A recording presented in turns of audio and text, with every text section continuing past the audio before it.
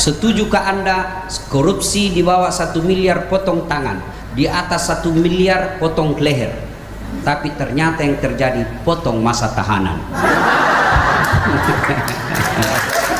Coba lihat penegak hukum, Pak, mempermainkan hukum. Dilelang otaknya para pemimpin dunia. Pertama, Jerman laku 200 miliar otaknya. Jepang lebih mahal, 500 miliar.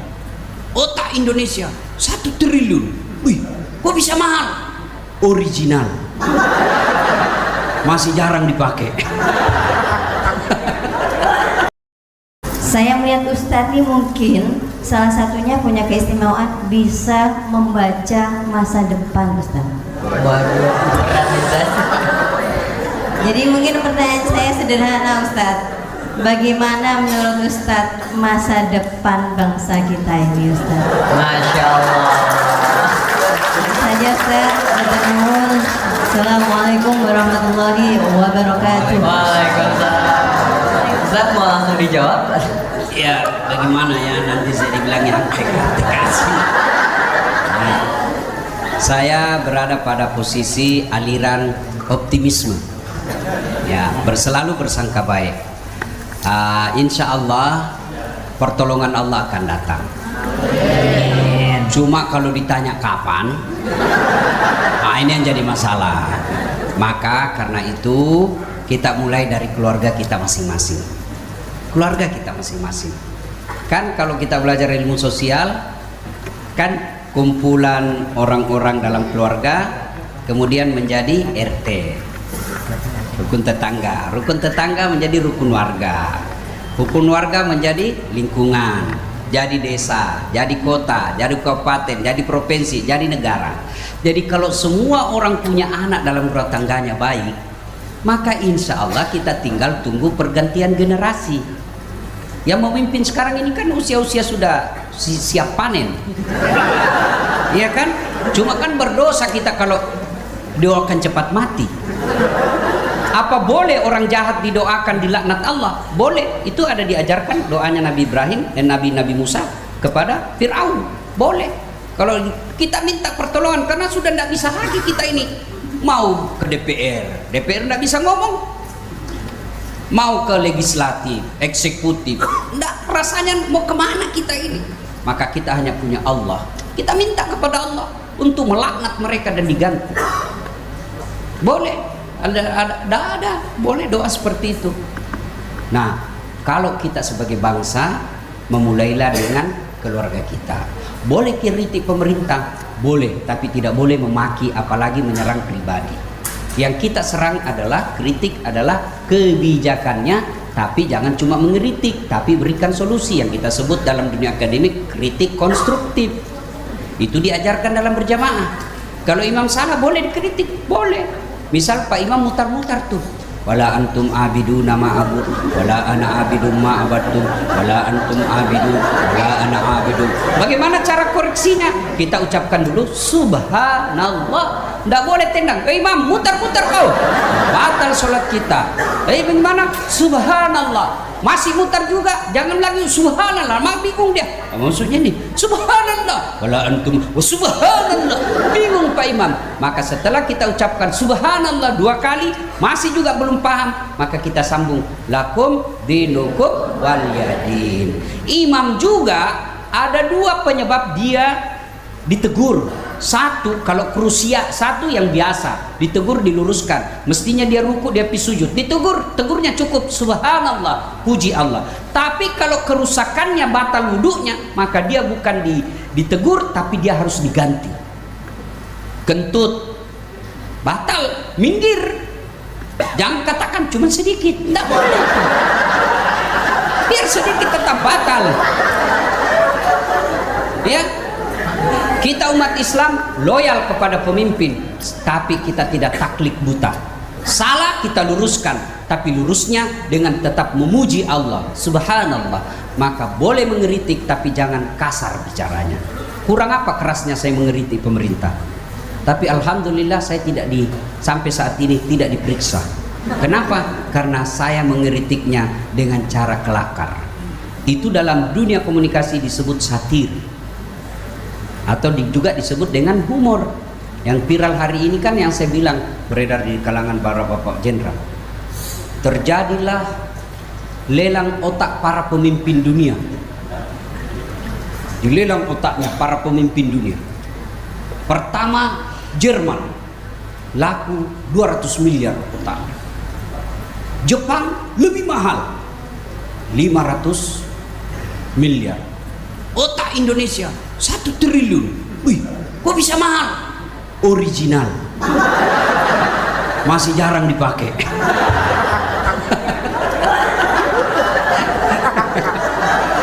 Jadi saya tidak bisa memastikan, masa depan Indonesia bagaimana, tapi saya yakin insya Allah pertolongan Allah. Kalau kita memang berharap dari manusia, sepertinya kita kecewa. Coba lihat penegak hukum Pak, mempermainkan hukum, ya. Tapi andai saja diterapkan potong tangan, tidak usah potong leher deh, potong tangan saja. Satu koruptor, saya malah tulis beberapa hari yang lalu di IG saya, setujukah Anda korupsi di bawah 1 miliar potong tangan, di atas 1 miliar potong leher? Tapi ternyata yang terjadi potong masa tahanan. Beri tepuk tangan yang meriah kepada Saya Bu ya, kita doakan kita bermula dari keluarga kita masing-masing. Insya Allah didik anak-anak kita. Di Fakultas Ekonomi kita didik anak kita. Selebihnya kita doakan kepada Allah Subhanahu wa taala. Amin. You understand? Thank you very much. Keberhasilan seorang suami karena doa seorang istri yang soleha, kan gitu. Kaitannya dengan istri soleha ini kan harus memahami Islam secara kafah, Ustaz ya. Bagaimana dengan poligami itu sendiri, Ustaz? Ada istrinya Bapak di sini? Kalau ada saya tidak berani bertanya. Iya. Jadi kan alangkah baiknya kalau ya mohon maaf yang dijelaskan ayat Al-Quran itu 1, 2, 3 bukan sampai 4. Oke, baik Pak. Iya. Oke, pertama dulu soal poligami. Poligami itu boleh, tapi syaratnya mampu. Mampu ini yang berat, ya. Mampu dipermalukan, mampu dimusuhi anak. Jangan cuma mampu ekonomi, dan itu banyak kemampuan. Mampu dicibir, ya kan? Mampu hilang jabatan. Itu semua bagian dari mampu. Saya mengilustrasikan, mengibaratkan poligami itu seperti pintu darurat dalam pesawat. Dia mesti ada, tapi tidak boleh buka setiap saat. Poligami dalam Islam halal, tapi tidak boleh buka setiap saat. Syaratnya darurat. Contoh pesawat. Begitu Bapak duduk, kan? Kalau misalnya saya duduk di tangga darurat, tuh pintu darurat, datang pramugari. Bapak, apakah siap membantu ketika ada keadaan darurat? Kita jawab siap. Kalau tidak siap, Bapak dipindah ke tempat lain. Bapak jawab siap, maka dia akan berkata, tolong baca buku ini. Kalau sudah itu, selanjutnya yang ketiga, meskipun sudah tahu, Bapak harus tunggu instruksi dari perintah dari kapten. Tidak boleh buka seenaknya. Kalau dibuka tanpa izin kapten pilot, maka Bapak kena pidana. Maknanya apa? Dia mesti ada. Tidak bisa terbang itu pesawat kalau tidak ada. Itulah sebabnya Islam ada poligami dalam keadaan darurat. Daruratnya apa? 1, istri memang sudah tidak mampu melayani, sakit yang tidak bisa sembuh, tidak bisa memberikan anak, misalnya seperti itu. Dan itu dibuktikan, siapa tahu justru suaminya tidak bisa punya anak. Mampu, tapi apakah mampu dalam adil? Karena Nabi ketika Ali bin Abi Thalib minta izin untuk menikah kepada istri berikutnya untuk mempoligami Aisyah, Nabi tidak melarang, tapi secara visual wajah Nabi merah, wajahnya menunjukkan Nabi marah. Akhirnya Ali tidak melakukannya. Nabi Pak memang poligami, tapi sholat malamnya tidak pernah lepas. Berjamaahnya di masjid, tiap hari tadarus, Senin Kamis tidak pernah putus, tiap malam berdoa kepada Allah, tidak pernah kasar. Allah kasih kemampuan berpoligami. Kita yang cuma sholat Jumat, janganlah cari penyakit, Pak. Kalau Bapak sudah enak tidurnya, Pak, jangan cari masalah deh. Poligami boleh selama Bapak mampu, silahkan ya. Tapi dikata laki-laki di Makassar, lebih baik minta maaf daripada minta izin. Jangan menyakiti hati perempuan. Nanti saja tidak ada perempuan kita gaspol soal poligami. Kemudian apa tadi? Soal istri soleha. Istri soleha itu kata Nabi satu, apabila dipandang wajahnya menyenangkan hati. Sayangnya perempuan sekarang berdandannya pada saat mau pergi pesta. Begitu mau tidur sama suaminya, la haula wala quwwata. Daster 3 hari tidak dicuci dia pakai, Pak. Masuk kamar tidak sikat gigi, rambut berantakan. Suami ada di rumah, dia nonton telenovela, drama Korea, dia nonton, angkat kakinya di atas kursi sambil menguap, angkat ketek. Aduh, bagaimana suami tidak stres? Di kantor pelayanan prima, sampai di rumah pelayanan kelas ekonomi. Ya, Bu, maka ibu satu istri soleha itu dia berdandan untuk suaminya. Bahkan kalau dia tidur memakai parfum dan ganti pakai baru, maka malaikat berdoa, ya Allah, rahmati wanita ini sampai pagi karena dia dandan untuk menyenangkan hati suaminya. Yang kedua, penyebab istri yang soleha membuat hati suaminya betah di rumah. Jadi kalau ada suami bawaannya tidak betah di rumah, itu gagal menjadi istri yang soleha. Saya pernah ditanya sama ibu-ibu di Makassar, Ustaz, kenapa suamiku tidak betah di rumah? Bawaannya mau keluar saja. Saya bikinkanlah cerita-cerita fiktif. Bu, ada orang suami istri, suka mengamuk istrinya. Cepat atau lambat datang suaminya, ngamuk aja kerjanya. Suatu ketika ada rezeki suaminya, dia bikinkanlah perhiasan emas istrinya. Senanglah istrinya. Terima kasih bang. Lalu suaminya berkata, Dek, bagaimana kalau kita pergi lihat sumur tua di kampung? Bawalah pergi tengok sumur tua. Sumur ini usianya 400 tahun, dalamnya 12 meter. Karena senang istrinya diberi emas, dia pergi lihat sumur. Sampai di sumur, bibir sumur, dia bilang, Dek, kau lihat itu, dalam dah itu sumur. Dangkal bang, ada airnya. Ada bang, paling sampai di lutut. Dalam hati suaminya, berarti aman. Begitu dekat dengan bibir sumur, didorong istrinya masuk, duk, jatuh. Ngomel sudah kau di situ, ndak ku dengar juga. Ngomel kau sampai pagi, dobel. Suaminya di atas. 1 jam kemudian tiba-tiba dari dalam sumur ada makhluk keluar tinggi besar hitam. Duk, kaget suami. Siapa kamu? Saya jin penunggu sumur ini. Saya sudah 400 tahun di dalam, tenang-tenang. Ada perempuan mobil aja kerjanya di dalam.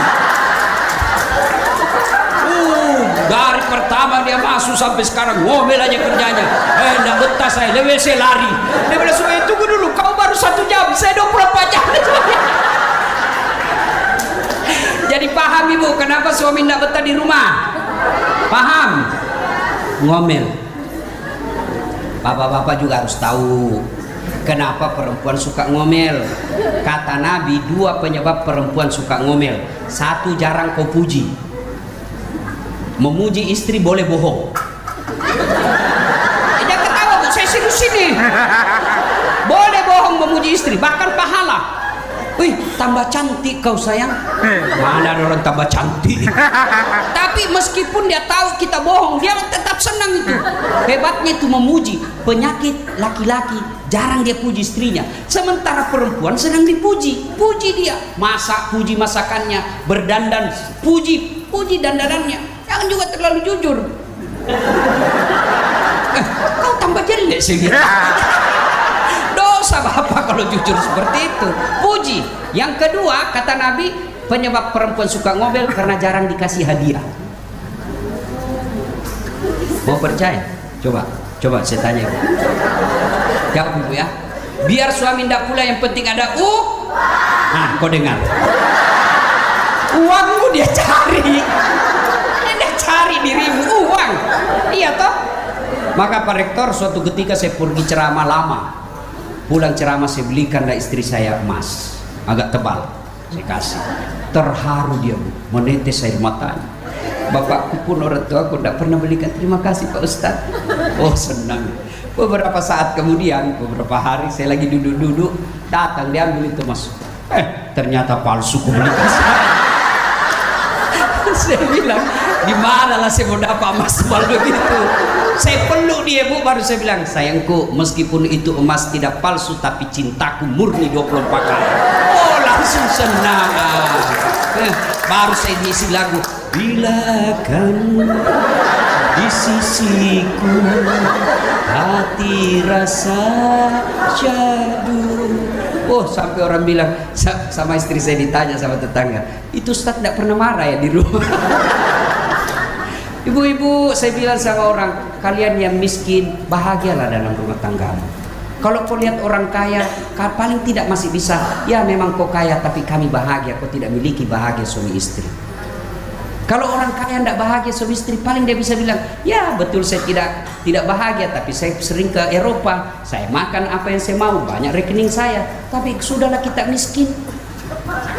Rumah ngontrak-ngontrak, gaji tidak jelas, suami jelek, istri jelek, bertengkar terus. Kapan bahagia? Apa tujuanmu menikah? Yang anehnya lagi, bertengkar, hamil lagi.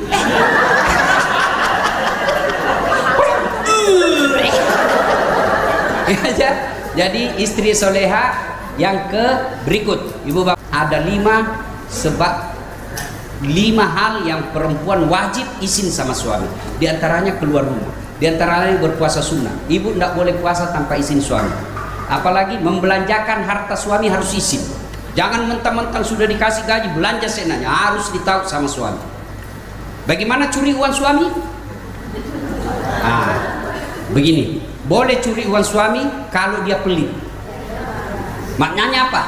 Kalau kewajiban rumah tangga 5 juta, dia kasih kita cuma 3 juta, padahal duitnya ada 7 juta, boleh ibu curi 2 juta, tidak boleh 6 juta. Karena kewajiban kita hanya 5. Kalau ibu lebih dari itu, ibu ambil dosa. Dengan catatan sudah ambil, kasih tahu, Pak, saya ambil uang mah. Kenapa? Nanti sampai di SPBU, aduh, mana ini waktu? Curhat. Jadi begini, setelah perceraian, mantan suami saya ini nggak pernah peduli dengan anak saya. Intinya begitu aja. Jadi sampai mulai dari umur 5 tahun sampai sekarang udah lulus kuliah, nggak ada komunikasi, itu aja. Jadi mungkin penjelasan Ustadz bisa menyadarkan dia, itu aja. Oke. Matur nuwun. Terima kasih. Saya yakin ini ibu petarung, ya, wanita tegar.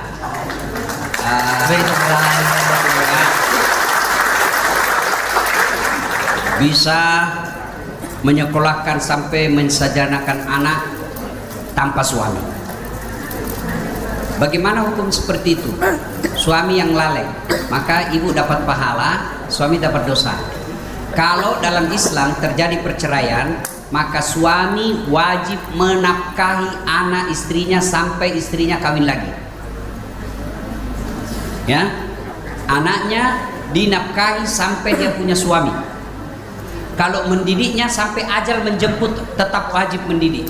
Jadi kalau ada suami tidak mendidik lagi, tidak menafkahi lagi anaknya setelah dia cerai, maka dia akan bertanggung jawab di akhirat kelak. Dan dia punya konsekuensi sosial. Apa konsekuensi sosial? Maka dia akan dicibir sebagai laki-laki pengkhianat, pengecut. Ya. Kalau ibu begitu, jangan membuat anak dendam. Kalau ibu yang hebat, dia akan berkata, nak, bapakmu tetap orang tuamu. Urusan saya, ibu dengan bapak, urusan kami berdua. Kamu tetap wajib berbuat baik sama bapakmu. Jangan dihasut, apalagi sampai dikatakan jangan lagi kau ketemu orang tuamu. Tidak boleh. Karena bagaimanapun dia akan menjadi wali dalam pernikahannya nanti. Ya, apa yang ibu baik lakukan, doakan. Kita tidak mungkin datang menempeleng dia. Tidak mungkin kita paksa dia, ya. tapi dengan catatan hanya mampu kita doakan. Itulah kelebihan di Jepang. Di Jepang itu hak-hak perempuan terlindungi. Kalau dia diceraikan, maka seluruh gaji sesuaminya itu masuk ke istrinya. Ya, gajinya. Dan kalau kita kan masih suami. Kalau saya, gaji saya sebagai PNS sejak ijab kabul istri saya yang terima. Tapi SMS bankingnya saya yang pegang. Tujuannya apa? Bukan kita, tujuannya apa? Kontrol. Sebab, tapi hebatnya itu Mama Ece, istri saya, dia selalu ada laporan keuangan. Meskipun 50 rupiah, dia tetap ada laporannya. Kemana ini duit? Kemana? Jadi kita sebagai suami tenang. Jadi ibu-ibu pulang ini mulai bulan depan setiap pembelanjaan ibu catat. Capek Ustadz, capeknya jadi amal. Tidak ada kebaikan yang Allah sia-siakan. Ya, catat supaya sudah ada laporan pertanggungjawaban. Pak, ini loh gaji saya bapak yang 5 juta ini kemana. Supaya kita juga pantas. Supaya besok-besok misalnya datang ibunya dari kampung, tiba-tiba ibu bilang, "Tidak ada duit saya." Dia akan kecewa. Mana semua gaji saya? Kok tidak kau kasih orang tua saya? Tapi kalau jelas pengeluarannya, dia akan berkata, memang saya harus lebih kuat lagi cari nafkah supaya ada lebih tambahan.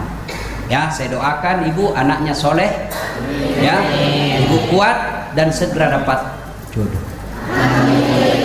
Ya, makasih ya, makasih Bu. Cukup Pak. ya, cukup ya. Insyaallah cukup. Ya. Ada tadi di sana cowok yang ujung belakang. Mungkin juga mau cari jodoh.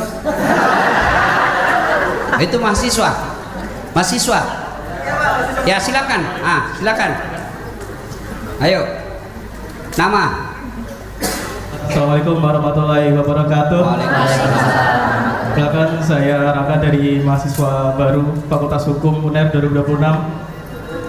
Saya izin tanya Ustadz mengenai kondisi di umur seperti kami ini kan, kita berada di umur remaja menuju dewasa. Dan seperti yang kita tahu kan di umur seperti ini kita banyak sekali menghadapi seperti godaan-godaan di dalam kehidupan kehidupan kami.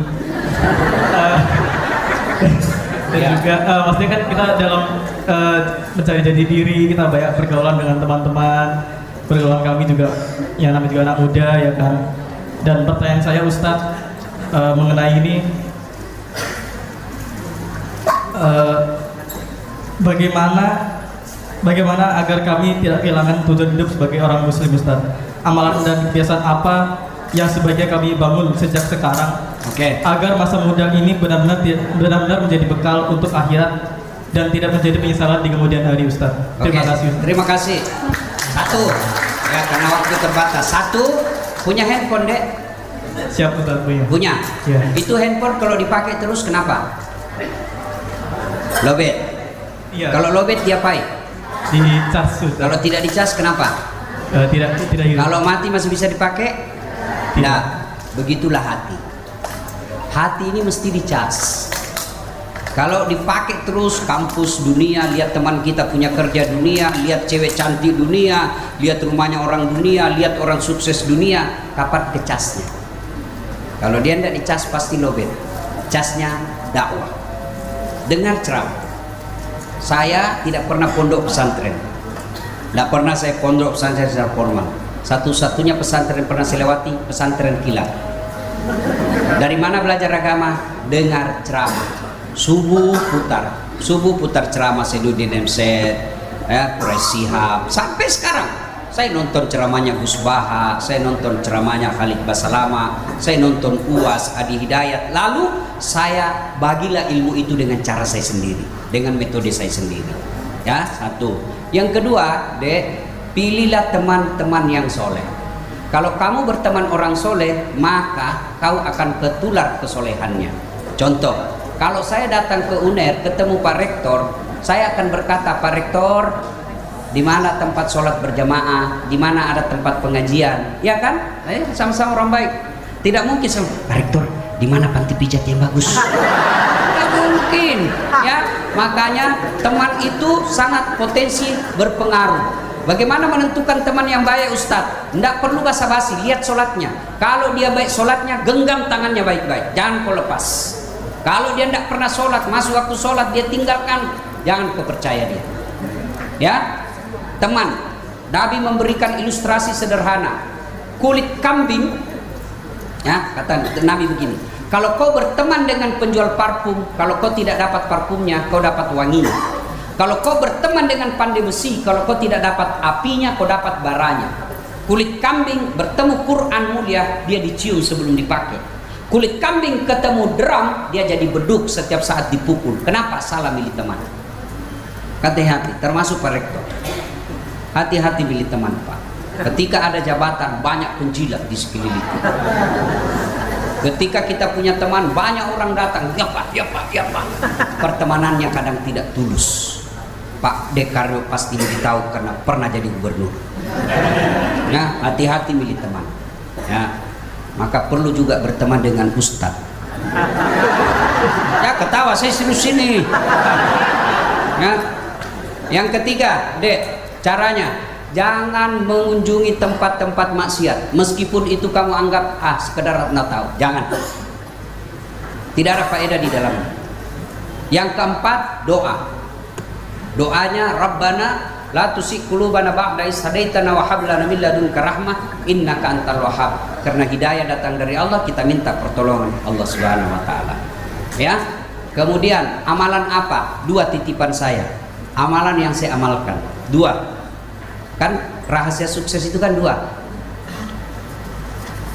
Hablum minallah, hablum minan nas. Hablum minallah itulah sholat. Jangan pernah kau putus sholat. Saya Pak semenjak tahu namanya sholat, alhamdulillah sampai sekarang, sejak saya masih di kampung dulu SD sampai sekarang tidak pernah satu kali pun lepas sholat saya. Dalam keadaan kondisi bagaimana? Sholat pelihara. Ya, kalau sholat kau anggap remeh, Tuhanmu ajak kau tipu.